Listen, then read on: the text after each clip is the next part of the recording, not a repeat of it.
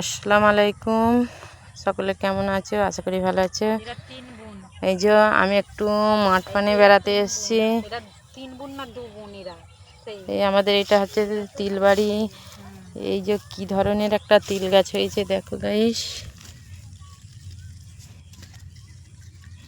এরকম দ্বারা তিল হয়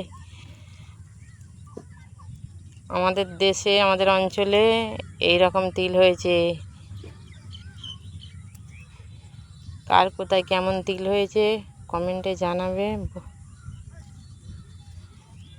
একটা তিল গাছের সাথে কতগুলো তিল গাছ হয়েছে, একটা দুটো তিনটে চারটে পাঁচটা ছটা গাছ একটা গাছের সঙ্গে। তাও এই মাথাটা এই যে ময়ূরে খেয়ে নিয়েছে ছাগলে।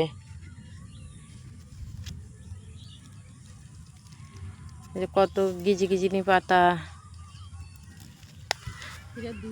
এইখানটায়।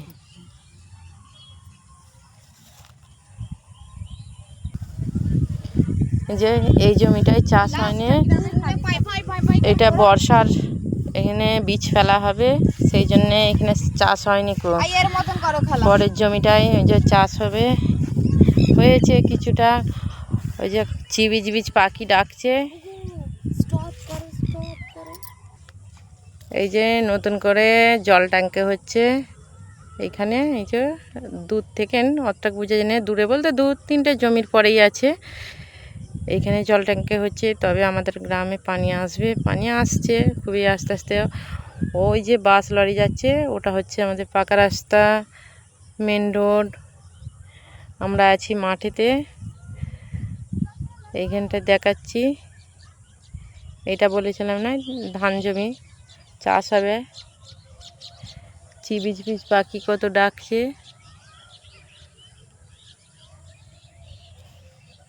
ওই যে পাখিটা উড়ে বসলো। এই আমি এবারে বাড়ি যাচ্ছি। এটাকে আমরা বলি ফুঁটি। তোমরা কি বলো তোমাদের দেশে একটু কমেন্টে বলবে। আমাদের দেশে এটাকে ফুঁটি বলে। এই শাকটা নোনা মাছ দিয়ে রান্না করলে খুব সুস্বাদু খেতে লাগে। এইটা সেই শাক, খুব সুন্দর খেতে শাকটা রান্না করলে। এটাকে ফুঁটি শাক বলা হয়। কার অঞ্চলে এটাকে কি শাক বলে, কার দেশে কি শাক বলে একটু কমেন্টে জানাবে। এটাকে আমাদের দেশে বলে ফুঁটি শাক, আর এটাকে ফুঁটি বলে। ফুঁটির গাটাতে তো ফুঁটি ফলটা মিষ্টি, তা বলে ফুঁটিটা খাওয়া হয় না, এই ফুঁটি খায় না, কিন্তু এই শাকটা খাওয়া হয়।